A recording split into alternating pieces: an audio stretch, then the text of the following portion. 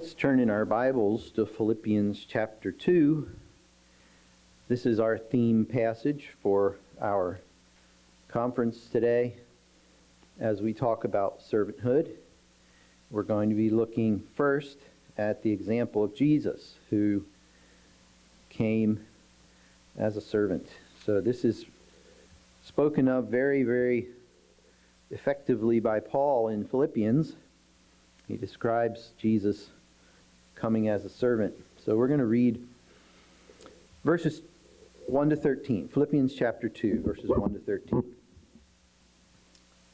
If there be therefore any consolation in Christ, if any comfort of love, if any fellowship of the Spirit, if any bowels and mercies, fulfill ye my joy that ye be like-minded, having the same love, being of one accord, having one mind.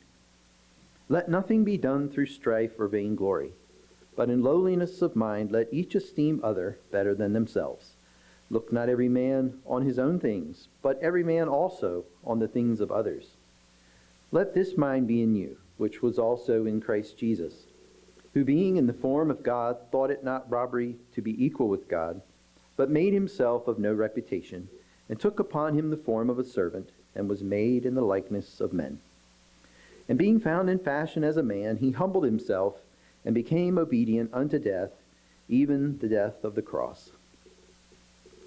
Wherefore God hath also highly exalted him, and given him a name which is above every name, that at the name of Jesus every knee should bow, of things in heaven, and things in earth, and things under the earth, and that every tongue should confess that Jesus Christ is Lord, to the glory of God the Father.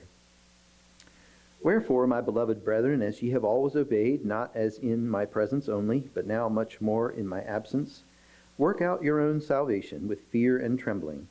For it is God which worketh in you, both to will and to do of his good pleasure. May God bless the reading of his holy word. If you notice the graphic on your booklet for today, it has a picture of what? Jesus washing the feet of the disciples. And so this was the lowest job the lowest slave would do. And Jesus impressed this idea of servanthood on his disciples by doing that for them and essentially saying to them, do like me, serve each other in the humblest, lowest way. And so we have that picture there in our mind as we come to this passage here, and we've had a focus on verses 6 through 8 primarily. We're looking at these concepts here of how Jesus became a servant. He was in the form of God, it says. He was in heaven with God, but he chose to take upon himself the form of a servant, it says. So he was made in the likeness of man, and being found in fashion as a man, he humbled himself. So what you see on your picture there is Jesus humbling himself as a man in the form of a servant, taking up that role and washing the feet of his disciples. And so our theme is focused servanthood, and we're drawing our inspiration today from this passage and from this idea that Jesus was a humble servant. He was focused on being faithful to the assignment that God had given him. And we could say in modern language that Jesus identified as a servant. That was his identity. He had many identities, but this was one of his primary identities. And so we want to hold Jesus up as our pristine, shining example of who showed us how to live the best life possible, the life of a servant. And Jesus knows that peace on earth will only come when everyone follows his example and embraces this true identity of a servant. Then the world will truly have peace, because everyone will be loving and serving each other, like Paul said in Philippians 2, looking not only on their own things, but also on the things of others. In other words, having a natural care for the needs and problems of other people. So the moment Pastor Gary introduced this theme to the staff, I knew what my part was supposed to be. I realized that one of the best ways that I could portray this life of focused servanthood for this conference would be to share my own personal testimony of serving Jesus as my master, because I also have identified as a servant from the time of my youth. And so we're going to use this lens, we say, of servanthood, or this mental filter. And so I'm going to look at my life from the perspective of being a servant. And this is something that you could do as well. Many of you have given your life to Christ, and you could go back and from the time that you gave your life to the Lord, and you could do exactly what I'm going to do. You could say, hey, look how God ordered my steps and directed my path and gave me my assignments. And I'm not doing this to draw attention to myself or to be proud or boastful, but my life is the only life that I know well enough to tell this story. And I'm not trying to compare myself to others, but especially because anybody who knows me truly knows that I was a horrible, wicked person who deserved to die a slow, torturous death. So no credit to me, no glory to me for the things that God has done with me and in me. And I read all the way to verse 13 in Philippians because I wanted to include that by saying, it is God who works in us to will and to do of his good pleasure. So God is doing it. And we get to look back and we can see him doing it. So he gets the praise. He gave us both the desire, the will to serve him, and the ability to do it. So it's the grace of God that has enabled me to embrace my identity as a servant. And so my purpose is to be like John and bear record or give a testimony. What did I see? What did I hear as I lived out my life serving the Lord? And to testify of the blessedness of giving our lives away to Jesus. So the title of our keynote address today is Dare to Give Your Life Away. So this path of being a servant is a life that's open to anyone. Anyone can do what I've done, and many millions of people have, and they've probably done it more faithfully, more consistently, more sacrificially than I have. And it's true that I have probably been an unprofitable servant to my master, but nevertheless, I've been a servant, and I remain a servant. And I hope that you'll see today the means by which God leads us into service and how he maintains our role as a servant. So today, I want to dare you to give your life away if you haven't given your life away to Jesus already. And I want to show you what that might look like if you do. The fact is, nobody keeps their life. No one. Everyone spends their life on something. They use it, they spend it. Some throw it away. But everyone gives their life away to something or someone. What's important is who or what you give it to. So I want to challenge you to give your life away to Jesus Christ. And I want to tell you, as we get started, about the day that I did, the day I gave my life away. Pastor Randy Goldenberg is currently pastor at Frederick Christian Fellowship in Thurmont, Maryland. But at one time, he was pastor of Middletown Baptist Church in Middletown, Maryland, back in the 1980s, when my family attended there. And he was not from a traditional Christian background. He was from an inner-city gang background from Washington, D.C. And he came to the Lord, and as he tells it, he fell hopelessly in love with Jesus Christ. And he began serving the Lord very zealously. He was not seminary trained, and yet he knew and preached the gospel. He preached the whole gospel. Not half of it, not part of it. He preached the whole gospel.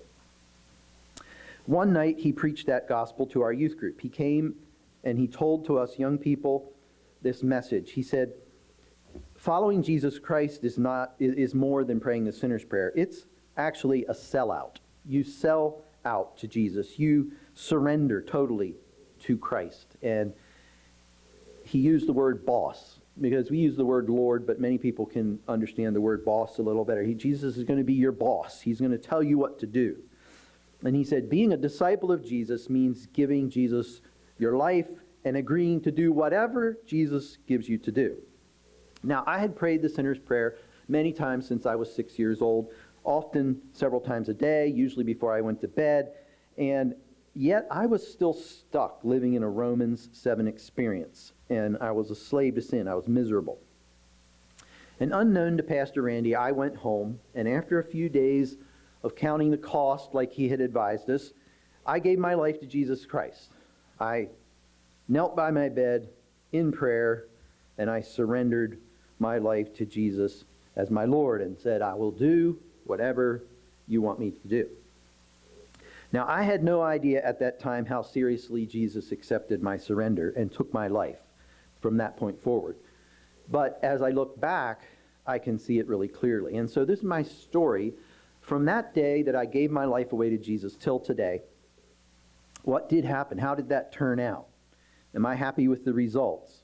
And so we're going to have fun. I'm going to tell you about my stories of how God used my life, and hope you enjoy hearing some of these things. I was not born into a farm family. I was born and raised in the city of Wilmington, Delaware, till I was 11 years old. My father was the assistant superintendent of the Sunday breakfast mission there in downtown Wilmington, worked with homeless and alcoholics. And when I was 11, Dad moved us to Frederick, Maryland, where he became the director of the Frederick Union Rescue Mission, and he served there for a number of years. Mom and Dad and 8 of us children at the time, they eventually had 12, but there were 8 of us at that time. We lived in a small townhouse for a few years, and right before my mom could go crazy from the stress, God granted us relief and moved us to a big Cape Cod-style house, a rental house on Ballinger Creek Pike. And it was a big old house, plenty of room now. And it was surrounded by farm fields at that time, and of course, when the farmer would harvest the grain, the mice would come into our house for the winter. So it was full of mice. We could hear them running in the attic. It was my job to set the traps and catch them. And Dad got us started in gardening. He had a little bit of agriculture background in his youth. He had done some, odd jobs on farms. And so I had my experience with the hard way of gardening, running a rototiller, putting enough chemical fertilizer on the beans one day to kill them, pulling up thorny red root pigweeds out of hard, dry, baked clay soil by hand. Anybody ever done that? Those thorny red root pigweeds, they can get as big as you, and there's a certain way you have to pull them, otherwise the thorns poke. If you do it right, they won't poke you. If you do it wrong, you get full of stickers. And we raised chickens on shares with another church family on their property, and I had my first experience butchering chickens. You should have seen me jump when I cut the head off one and threw him on the ground, and he squawked back at me. He still had his windpipe in enough air, and I kind of freaked out. How can this chicken squawk when I just cut off his head, And in 1983, I got a part-time job working on a startup dairy farm in Thurmont, Maryland, and I got my first blisters running a steel digging bar trying to plant fence posts in Maryland red shale. Now, I don't know how many of you have fought with Maryland red shale and won, but it kind of divides between the men and the boys. I learned about electric fencing, how to milk cows, throw hay bales, shuck corn, clean gutters, how not to get kicked when putting a milker on a cow, and how to make sure that the milk line was in the tank before I started milking. Anyone else ever milked a whole milking down the drain? Yeah, it's an interesting experience. We learn not to cry over spilled milk. In 1984, my mom did something that would impact the rest of my life. She put us in homeschool with Walkersville Christian Family Schools, and I had my first life-changing interview with the school's founder and director, Mr. Gary Cox. Now, I mentioned quitting my farm job, but no, he said, you need to keep it and get high school credit for it as a work practicum. I didn't know what species of education that was. I was a junior in high school, and I had never heard there was such a thing as a work practicum. But it worked out really well for me. Actually, it would be hard to measure the impact of that one simple decision on my life. Pastor Randy had challenged me to give my life away, and Pastor Gary was challenging me to be faithful in whatever God had put in my hands to do. So I studied in the mornings for about 4 hours and did my homeschool, and then in the afternoons I would go and work at the farm. Now, people who knew Gary and knew me, they began to be critical and say, why are you encouraging Tim to pursue a career in agriculture? He should try to be a doctor or a lawyer. But by this time, I had given my life away to Jesus, and he was guiding my steps straight into a career in agriculture as a farmer. Now, by the way, two famous rulers of nations, President George Washington of the U.S. from the 1700s and the great King Sejong of Korea from the 1400s, interestingly both identified as farmers. They were rulers, but they identified as farmers. And they both developed greenhouses, which I love to do too. So I like to think I'm in good company, identifying as a farmer. Now, before we go any further, I want to make a note here about faithfulness. What is faithfulness? Servants are required to be found faithful. What does that look like? What does that mean? Jesus said in Luke 16:10, we've all memorized this, "He that is faithful in that which is least is faithful also in much." The Bible's model for promotion is faithfulness-based. It's not greatness-based. It's not based on your skills and your abilities and what you've learned and how much education you have. It's God's program of promotion is based on faithfulness. It's not based on men promoting the great among themselves. So it's based on trying to please God, who sees the heart, not man who sees the outward appearance. Faithfulness is based on God watching you work, not men watching you work. And so God wants to see faithful servants doing what he assigned them to do, and then he will reward them. And all faithfulness starts with a low place of service. God starts by assigning us lowly little things and watching how we do it.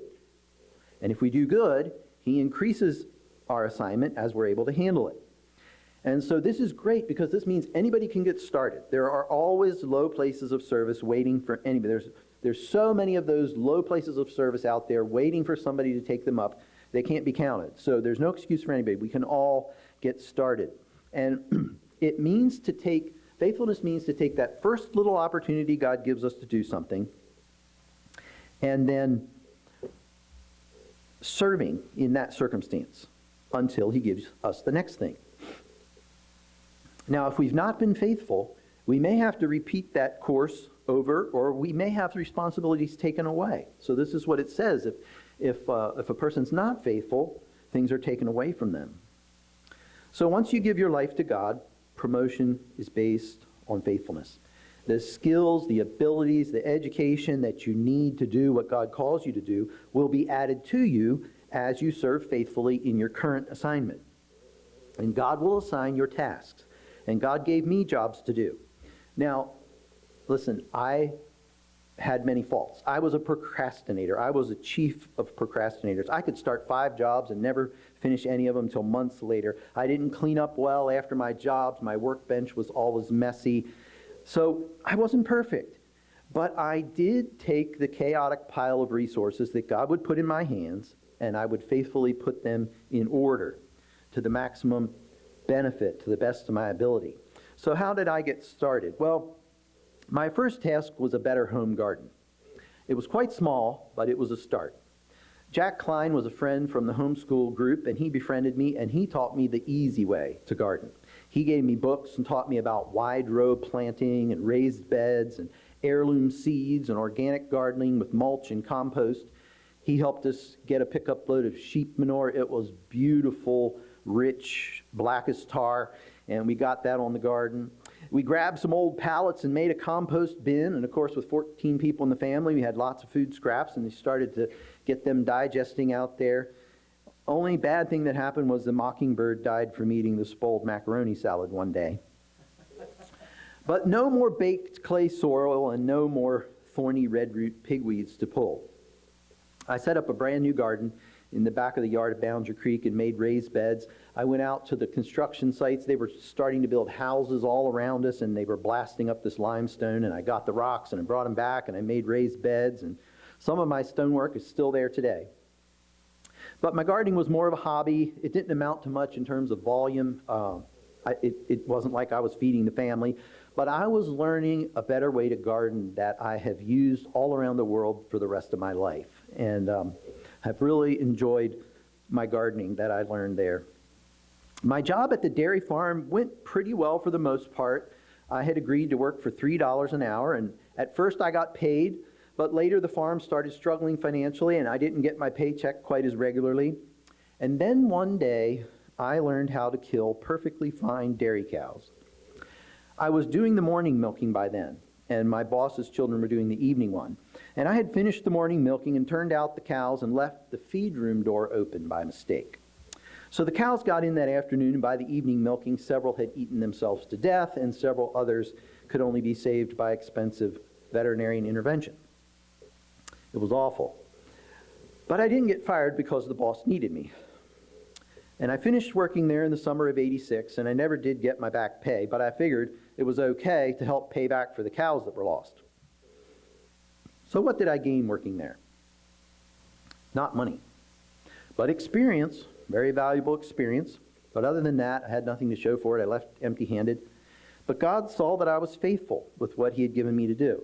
At that farm, I learned to enjoy hard work, not be afraid of it or despise it. And I have lots of good memories there. But I said goodbye to that farm. I said goodbye to my gardens at Boundary Creek, and I went off to Bible school. In the fall of 1986, I started going to school at the Evangelical Institute in Greenville, South Carolina. And at that school, the students did all the work needed on campus to keep tuition costs down. So when we first arrived, the work supervisor asked us all to fill out a 3x5 card and said, give me a list of what your skills are so that he could determine suitable work assignments for us. So I got assigned to running tractors and mowing the fields and running a chainsaw and working in the director's wife's organic garden, and I got assigned the job of feeding the beef cows too. The school was built on a farm, and there was land to raise beef for the cafeteria. So it was really good grain-fed beef that we raised there. We had a Hobart meat grinder, humongous thing, had a face on it, 6 inches across, and it would take a slab of meat as big as your arm. You could throw it in there, and it would just grind that hamburger, and it would get so hot the fat would start frying on the shaft, and it smells like a hamburger factory down there, And but that was really good beef. I fed them their grain once a day, and then I kept hay in front of them in the winter. And I got tired of chasing them up to the barn to feed them their grain. You have to feed them all at once. Because, if you're chasing them up there and the first one gets in, he'll pig out and eat it all, and the last guy won't get any. So I had learned on the farm in the Thurmont how to call cows to come to grain. And once the cows make that connection between their stomach and their brain, there's this link that happens, and they realize, oh, when he says that certain sound, I get yummy stuff. So that we had this cow call, and we'd say, come on here, come on here, come on, come on, come on, come on here. And we would just bellow that out like a yodeler, across the hills and the fields, and the cows would just come, Have you ever seen these fat, chubby steers running as hard as they can, They're coming to the barn to get that grain and get out of the way. And that gave me a moment of fame one day at the school. The cows got out one morning, and nobody knew how to get them back in. And I ran down to the barn, and I grabbed my grain can, and I just called those cows, and they turned and ran right back in the gate like magic, and everybody thought, oh, that was amazing. Anyway, I worked to pay off my tuition there at EI. I worked summers, I worked weekends, I worked summer, spring break and whatever, and when I left, no money in my pocket, but I had some good experience. But I was faithful to what God had asked me to do. And I have a lot of good farm memories there too. But I left that farm and I went home to my family. I had been planning to go to Brazil as a missionary after Bible school, but my dad passed away, and we all realized, my Bible school director, Pastor Gary, everybody realized, oh, Tim doesn't need to go to the mission field. He needs to go home and help his mom. So I went home to serve my family, and especially because I was the oldest boy. And my Bible school teacher used to say, the home is the hardest place to live the Christian life. And God sent me home, And anyway, it's true. So where was home? Well, my parents had moved from Ballinger Creek to Emmitsburg, Maryland, and they had rented a house on a 10-acre property on the mountainside. It had a great big creek that went through it, and God was promoting me from a garden patch to 10 acres. So I was the new manager of 10 acres. And my mom was living there with most of my siblings. Some of them were away at Bible school. And remember, we were mostly city kids, and we didn't know much about farming. So God's breaking us in, slow and easy. When I got home, my brothers were trying to cut firewood with a chainsaw, but they didn't know about sharpening it. It took them 10 minutes to cut one piece, you know. So I went to town and got a file, and their eyes nearly popped out when they realized what a sharp chainsaw could do and how hard they had been working for nothing. Anyway, we started developing that property. We got some goats, and we built some electric fence, and it was full of dead locust trees. So we began cutting those down and making split rails, and we thought about getting laying chickens. And so we went to the library, and we checked out the whole section on chickens. And we brought all those 15 or so books home and read them all, and we gave up the idea. We said, all they talked about was medicines and parasites and, you know, dust mites and, you know, germs. And then finally we realized, wait a minute, it can't be that bad. So we got, how many of you know Murray McMurray is one of the famous chick companies in America, you know. So we got the Murray McMurray catalog, and we ordered our 50 barred rock laying hens, and we took old pallets and straightened bent nails and made a cage for them, and they got up so big, and one day we decided, let's let them out. Let's let them out and run around. Well, I keep them in the cage all the time. So we had mowed the lawn, and in the evening, we let these chickens out on that green grass with their bright yellow legs and black and white feathers. They were just pretty. I mean, sometimes chickens, you know, they're just jaw-dropping how beautiful they are, you know.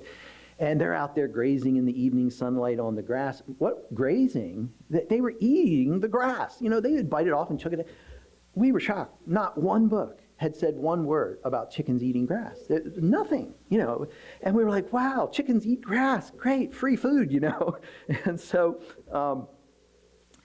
we would go to the farm fields around that part of Emmitsburg. Farmers would still plant corn, and they would harvest it. And, of course, sometimes the combine would miss some. So we'd go glean. We'd take bags and go down to those fields and pick up all those cobs of corn that the combine missed and take them home. And we got a hand-crank meat grinder, and we put that corn through there to smush it up a little bit before we fed it to the chickens. And somehow somebody had a great big 3-foot flywheel, heavy 100-pound steel flywheel in the shed there. And we hooked that thing up to this meat grinder, and got a bicycle and hooked it to that. And we'd sit and pedal the bicycle and get the flywheel going and throw the corn through that grinder. And anyway, we were grabbing hold of all the resources that were laying around us, and we were applying them to the best of our ability to grow food. The only flat place on the mountainside that was good enough for a garden, we went and got a rototiller, and as we tried to till, it would just run across the garden and drag us with it. And we found out there's a rock under there. There's this big rock. The rock was as big as a car. And so we piled brush on there and got it super hot, and then we took water and poured it on, and we cracked that thing up. And then we hauled it out of there piece by piece. And God could see we were working hard to subdue this little piece of land we had and to use it to the best of our ability. And we never made a dime, but we got lots of experience. And I got a lot of real good memories there. I really loved that place. But we left that place and we went to Virginia. And we moved into a 40-acre place in Bath County in Burnsville, Virginia. So I got promoted from 10 acres to 40. And we started fixing that old place up and started grass farming. And we remembered about those chickens eating grass. So we said, you know how these all these chicken catalogs, they always have a bunch of chicks nobody wants. You know, roosters from the odd, you know, the Polish top hatters or something, you know. And so they have these deals, $20, 200 chickens, you know. So we paid our $20, got our 200 chickens, and we fed them until they got some size to them and could run around. And then we opened the pen up and let them go. And we said, well, chickens, if you like to eat grass, eat grass. Let them eat grass. We didn't feed them nothing. You know? Well, in a few months, there wasn't a bug, a spider, a cricket on that entire 40 acres. They had eaten all the bugs. They would run around trying to eat the seeds off the grass, and we're like, what are they doing that for? They would go down to the neighbors and get in the flower garden, and they'd call, come get your chickens. You know, these chickens, when we butchered them, there were only about 70 that survived. The foxes were eating them when we weren't looking, you know. They were skin and bones. They were emaciated. just nothing but skin and bones. And it took us, with a big iron kettle, all day, 10 kids to butcher 70 chickens. Oh, pulling those feathers out, what a job, all day. But God had mercy on us. A friend from homeschool again, Mr. Mike Banks from the Eastern Shore of Maryland, he introduced us to a man named Joel Salatin from Polyface Farms in Swope, Virginia. And Joel lived about an hour from where we did in Burnsville. And so we went to see Joel, and we found out, chickens eat grass, but only about 30%. You have to feed them something. You should have seen his face when he heard what we did. He said, well, you have to feed them something. And anyway, that was the start of an organic farming adventure none of us have gotten over yet. Mr. Salatin, we were fatherless, and he was a very good Christian man. He lovingly mentored us continually on how to do grass farming, and he's another person whose impact on my life would be hard to measure. And we learned how to butcher chickens faster, too. We got up to where we could do 200 an hour with 6 people, and that was fun. So for 7 years, I worked on that farm for room and board. I didn't earn a penny. But all the things we learned to do at that farm would take several days to tell about. God taught us everything from raising beef to sheep to egg layers, broilers, ducks, geese, pheasants, turkeys, honeybees, maple syrup, cider making, apple butter, building demolition, interior remodeling, cooking and making dairy products, forestry, old-time post and barn building, raised seam roofing, masonry, dry-laid stone walls, pond building, orcharding, veggie gardening, electrical plumbing, shingles, chimneys, sawmills, raising oxen and draft power, and on and on. It was like an education. It was an education. And more than that, God taught us how to get along with each other, or at least he tried. And we turned that farm into an organic showpiece. People came from all over to see it. And God saw that we were being faithful. And I was living out my identity as a servant. I was serving my mom and my siblings. Now, was I a perfect servant? Perfect? No. God doesn't have any of those. He's only looking for faithful ones. He's not looking for perfect ones because there's only ever been one perfect servant. And he's sitting right beside him in heaven. And that's Jesus. So I didn't make any money. I got lots of good experience, amazing experience. And I have really good memories. Farm memories of that farm, and I loved that farm. But I said goodbye to that farm, and I went off to get married when I was 29 years old. So God was promoting me to be manager of my father-in-law's farm, which was called Possum Twist Farm. It was a 400-acre dairy heifer operation in Spring Hill, Virginia. So I went from 40 acres to 400. And Naomi's father, Nathan, was 70 years old, and he was still working full-time. And I was asked to take over his job feeding the cows, about 700 of them. So I took the things I had learned about grass farming, and I set the whole farm up with water lines and electric fence lanes for the cows and fences, and I set the barns up for doing composting, deep litter composting with pigs, and I learned about feeding silage. I'd never done that before, and total mixed rations. At my own house, I raised my own garden. I had goats and chickens, and on the side, I developed my own model of pastured poultry. I raised and sold baby chicks, broiler chicks all over the U.S. by mail order. I learned how to handle business and finances. I developed my own breed of chicken. It was called the Corndale Cross. And on my mom's farm, having 7 brothers, we had lots of manpower. Anytime we needed to do something, we just called the boys and do it. But it didn't matter what it was, we'd get her done. On my father-in-law's farm, I had no manpower, but I had equipment. And I had to learn how to operate equipment without tearing it up. We Shell boys were famous for pushing tools beyond their limits. But boys learn not to break things by breaking a few things. So, every animal on the place was controlled by electric fence. And my life revolved around electric fence. And I would only buy the best equipment because that's the only way I could keep things in. I had 6 sectors, and every sector had its own charger. I bought a $100 electric fence tester, and it carried it on my hip night and day, 24/7. I learned to buy the baby calves and raise them up to be springing heifers, sell the heifers, do the marketing. Naomi milked 16 goats for the family table and became an expert at making goat's milk cheese. And together we learned, we labored, and God was watching, and he saw that I was being faithful again. Not perfect, faithful. Did I make mistakes? Mistakes? Yes, I made lots of those. That's how we learn. Failure is not final. A mistake is just another step towards success. I went up lots of steps.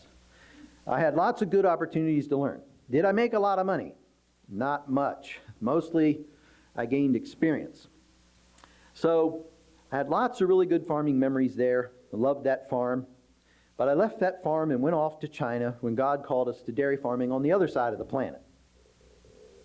So God was promoting me to be the manager and developer of a 1,000-acre farm in northeast China. So I went from 400 acres to 1,000. There was an international NGO, and they were setting up a 100-cow dairy, and they needed a manager.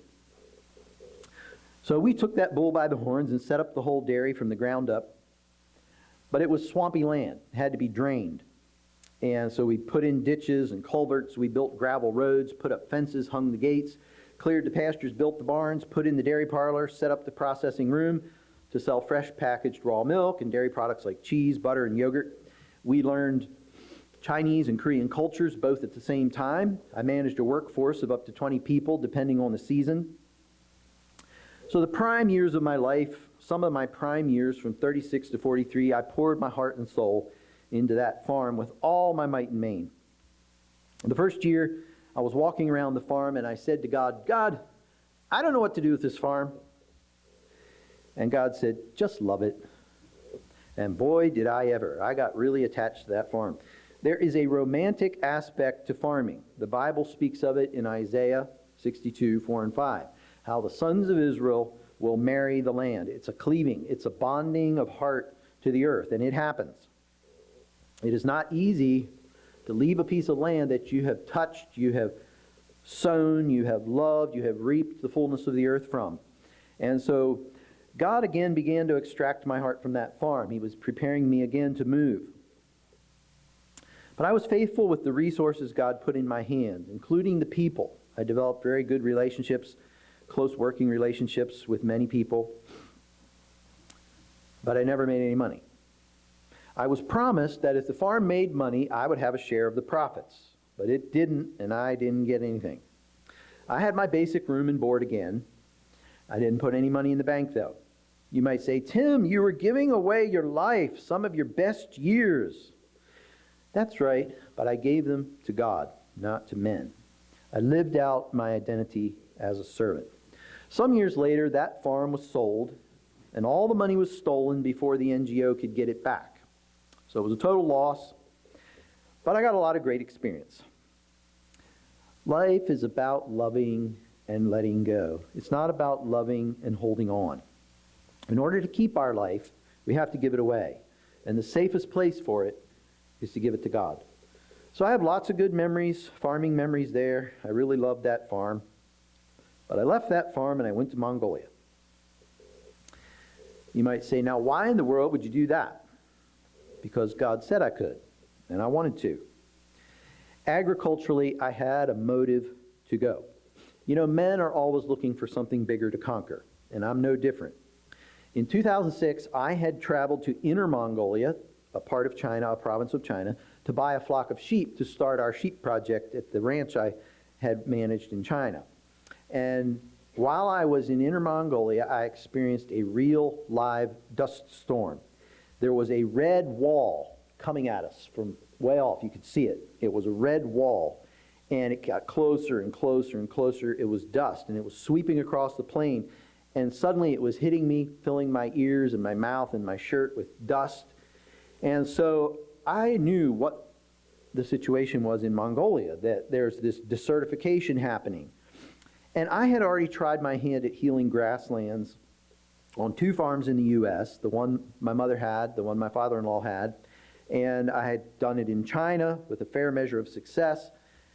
I hadn't made any money, but I had learned how to heal the land, and that became one of my identities as a farmer, a healer of the land. I loved to take land that was abused by over-tilling it or overgrazing it and put it back into grass and heal that grassland through proper rotational grazing and managing that animal impact. And so I had done this now 3 times And I was getting tired of the job. Same old thing. Set up your fences, move your fences, graze your cows, do the thing, grass gets better. And I was kind of looking for a bigger job, a harder job. And I remember driving one day on my tractor around the field, and it's like, I wonder what would happen if I tried this in Mongolia.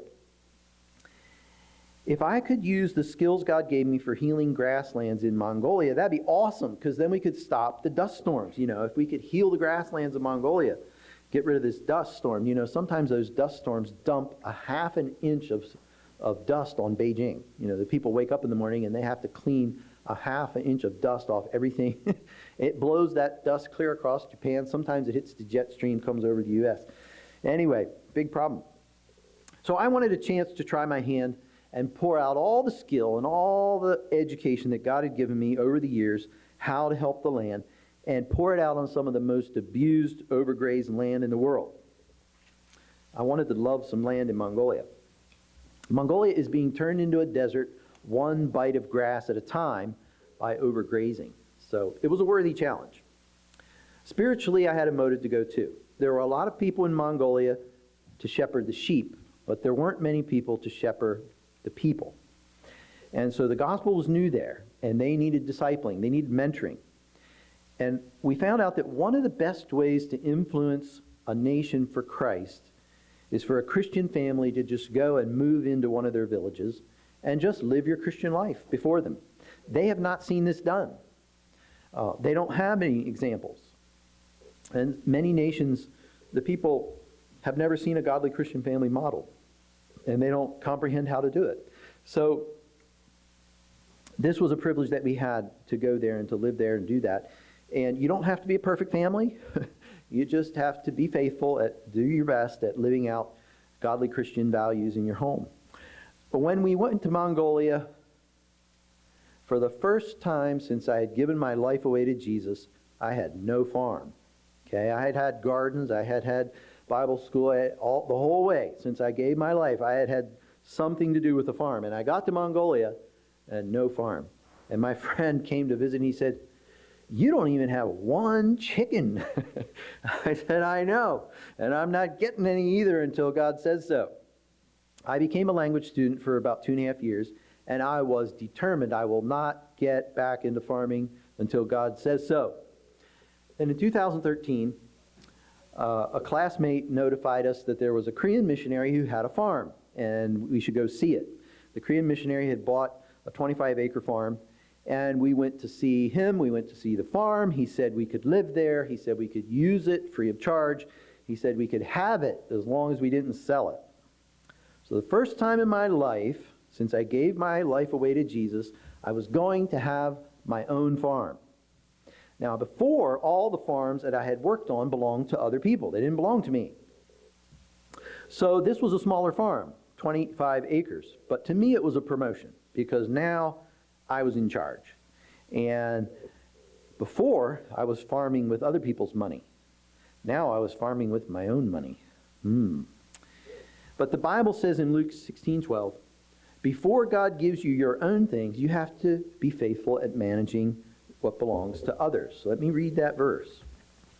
Luke 16:12. What did Jesus say? If you have not been faithful in that which is another man's, who will give you that which is your own? So God had seen that I'd been faithful all those years with things that belonged to other people, and now he was giving me something of my own to do. Now this farm was the ugliest, most horrible-looking wreck of an abandoned Russian army farm that you could have ever seen. But a farmer like me can see beyond the outward appearance, and I was looking beyond at what it could become. So we moved there, we took all our family savings and invested it in that farm over the next 7 years. We worked really hard until 2020 when we came back here. Our staff worked with us. We had volunteers come work with us together. We made huge investments there and tried faithfully with all our might and main to put that chaotic place back in order agriculturally. We were faithful. But all our hard work came to nothing. Never made any money.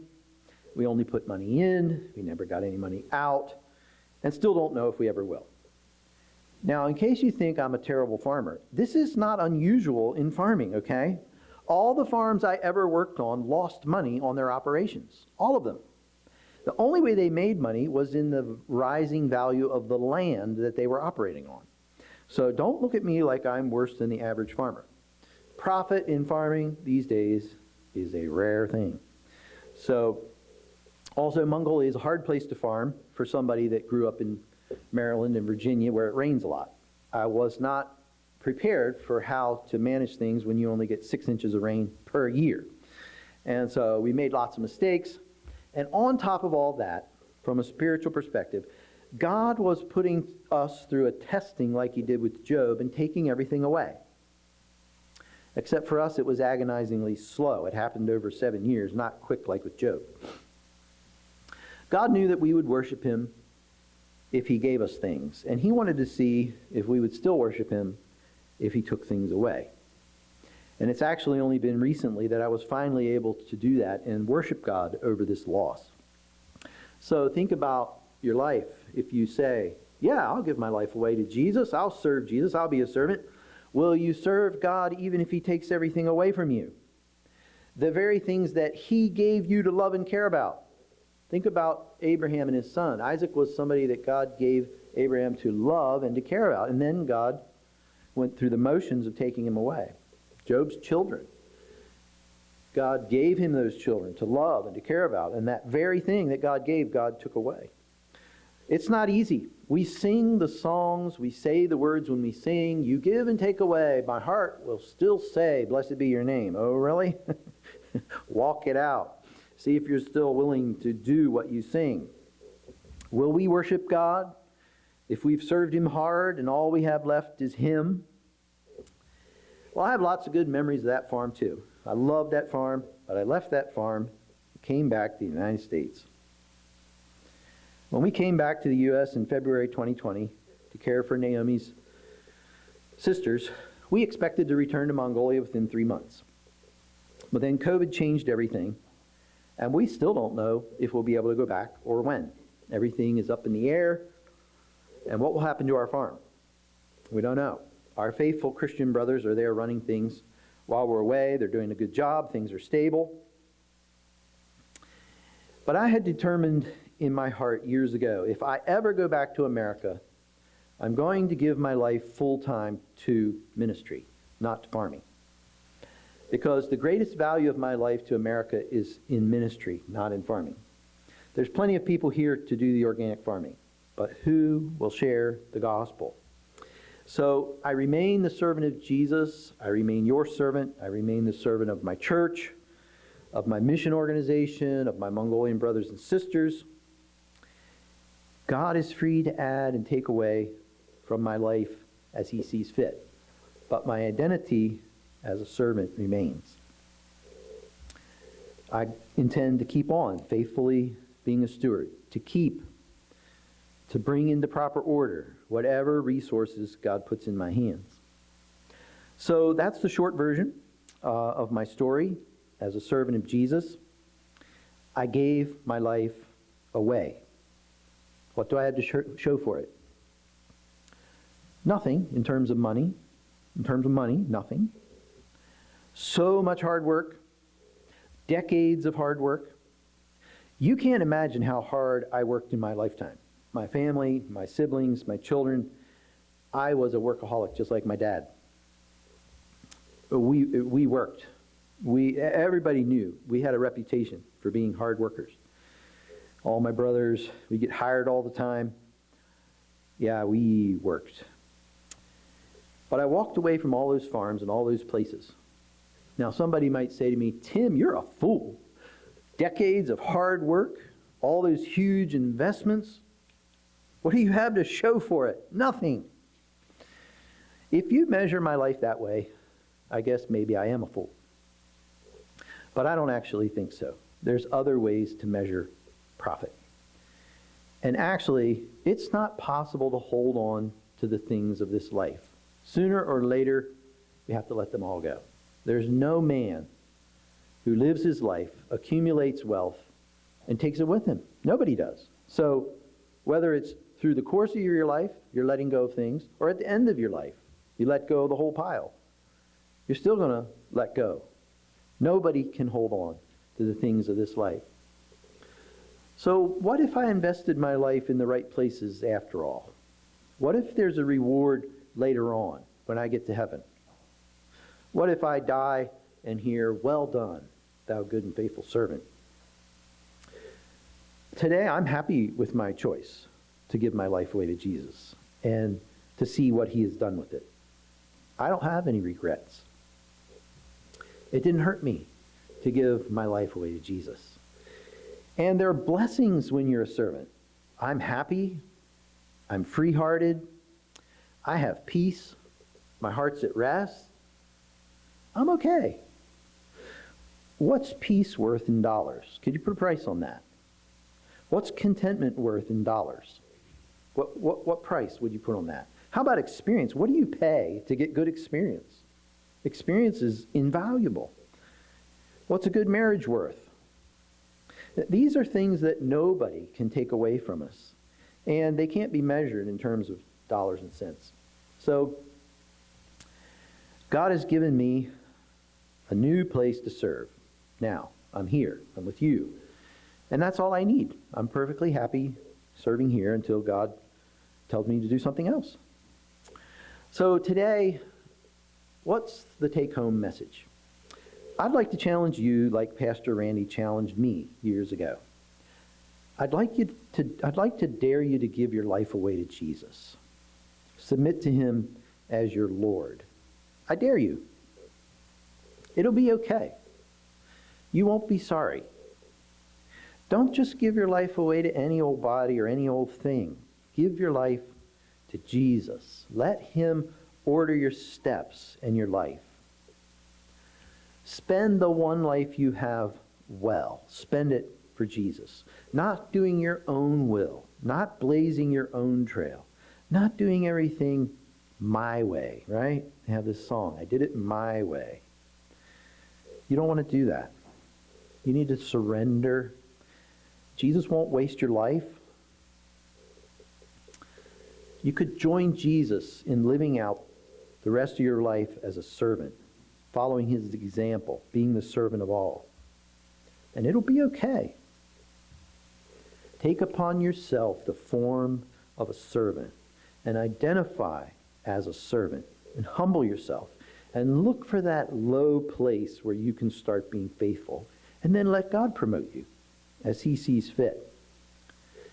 You can be a faithful servant of Jesus. You don't have to be perfect. You just have to be faithful. So go ahead. Do it. Dare to give your life away to Jesus Christ. You'll be so glad you did. Now, it's going to cost you something. You can see from my story, some big prices paid in there along the way. But it'll be worth it, and you won't be sorry. So that's my testimony as a servant of Jesus. And I hope it encourages you today. I know some of you have given your life to the Lord, and you're already on the same path I am. You could tell a story just like mine. All the ways God has led you step by step. So we're going to close in prayer and move on to the next part of our time together today. Let's bow our heads and let's talk to Jesus about this a minute. Lord Jesus, I thank you that you willingly receive everyone who comes to you with their life in their hands and offers you their little bitty insignificant life. And you take it and then you order it.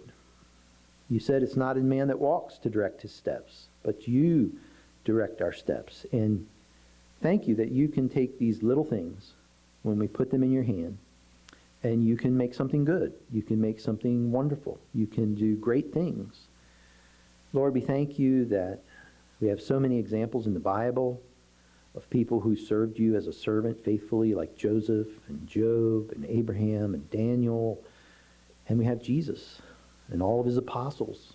And we thank you that we're surrounded by all these witnesses who have the same testimony, that it's not dangerous to give your life away to Jesus. So I pray for all of us who have given our lives to you, that you would help us to keep on being faithful and letting go when you say it's time to let go, and letting you give us what you want to give us, take away what you want to take away, and just keep on being faithful. Lord, I pray that you'll give those of us that are following you as your servants wisdom, and skill, and grace, that we could be like Joseph or like Daniel, people who serve you faithfully. And Lord, I pray today also for those who have not yet made that commitment to give you their life. Pray for them that they would take up courage, that you would give them boldness, you would give them grace to say, you know what, I'm going to give my life to Jesus too. And so I pray for each person listening today, or maybe listening in the future, Lord, that you'll just bless them with your Spirit's presence, with your Spirit's touch, that you would visit them by your Spirit and move upon their heart to will and to do of your good pleasure, that your grace will be poured out upon them to make that choice and say, yes, Jesus, be my Lord, be my boss. Tell me what to do with my life. Lord, I thank you for the joy that we have in serving you. I thank you for the peace that passes all understanding. I thank you for the contentment that we have when we give you our lives. And Lord, I pray that you'll bless us all as we continue to serve you, and bless those that are making this fresh choice to give you their life. And I ask these things in Jesus' mighty name. Amen.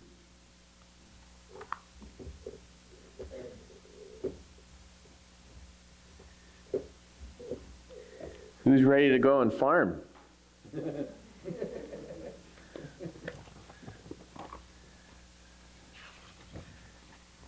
Thanks, Tim, for sharing. That is so good. And children, I hope especially if you're here or at home, your parents, that you paying attention. I know it's always, I think we are always scared of what God's going to do, right?